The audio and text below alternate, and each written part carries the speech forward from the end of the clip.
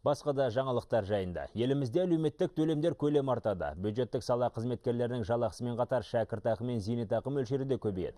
Бұл халқының тұрмыс тіршілігін жақсарта түсуді ғана көздейтін зайырлы мемлекеттің нық қадамы дейді ақтаулық зейнеткерлер. Саналы ғұмырын мемлекеттік қызметке енді бірі медицина саласына арнаған Қуандық Нұрғалиев пен Тыныштық Бөлекқызы бүгінде жасаған бейнетінің зейнетін көріп отыр.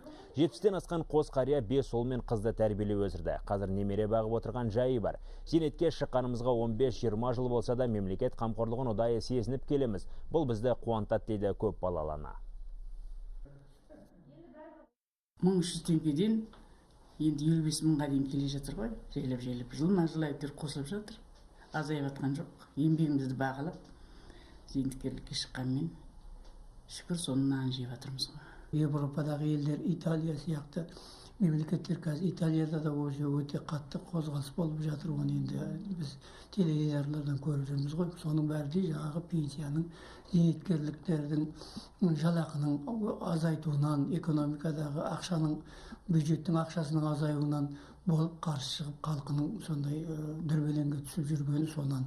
Біздің еліміз әйтеуір Құдайға шүкір дейміз, елбасының баяғы осы бейбітшілік алғаннан бері, мысалы 22 жылдан бері қарайғы өсіп, жылма-жыл өсіп дәуірлеп келе жатыр.